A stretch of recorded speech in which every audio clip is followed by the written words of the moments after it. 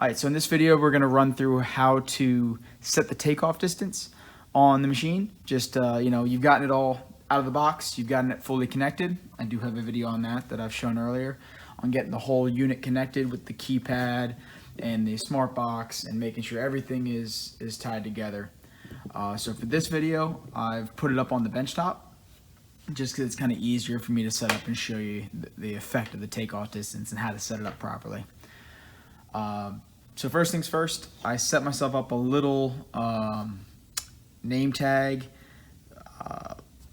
job file in a sense. Kind of just put part number, serial number, and then a date code. That'll give me the Julian date code, and then the hours and the month based on the machine itself, kind of how it's set up. It's just a nice touch, so you don't have to. It's not a manual date code. You don't have to put it in each time. You can utilize the machine to show it for you. So let's say we wanted to just do a standard name tag and get it set up on the system. So if you look at this right now, just manually, I'm pretty far away from this. Let's zoom in here. I'm pretty far away from the actual head itself. So if you look right here, it's a good distance. If you use the takeoff tool that comes with the machine, you can see that you're a pretty good distance away. Now, when you adjust it, you want to bring the unit down so that it's just about touching the takeoff tool. If you want to make your own standoff tool, takeoff gauge, standoff gauge, whatever you want to call it, you can create your own in the manual. We do have the recommended takeoff distance. This kind of represents just the midpoint in that takeoff distance. If you adjust your pressure, obviously if you go lower pressure, you're gonna have to get closer. If you go higher pressure, you're gonna have to be more away from the part just to allow it to clear. But kind of, if you're running at 90 psi, this tool right here is your midpoint. It's a good little gauge just to kind of get you where you need to get. So then you kind of roll down the machine until you get it to be just about touching. I am right here. I'm gonna back it off slightly. So right there. So as you can tell, I'm just barely touching the takeoff tool. I'm set up right on it.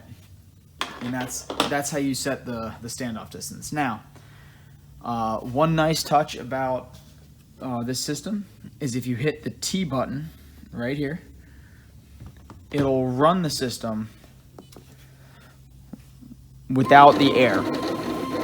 So you can see the location on the tag that you're going to be marking. So I like to do that just to get myself set up. Let's run it one more time. All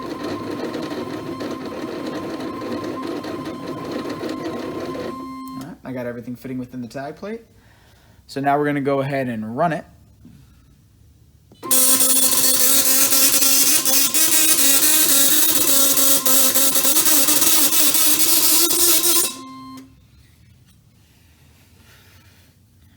And there we go, just what we had drawn up. We have it now on the tag.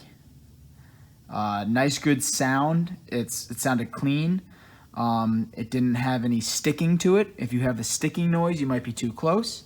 If it gets really airy, like it's not really hitting the part, it could be too far away because the pin's actually bottoming out on the bottom.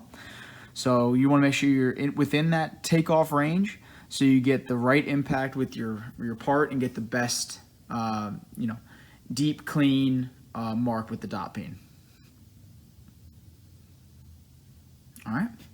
So thank you for watching this video, and we'll go over some other steps in some future videos.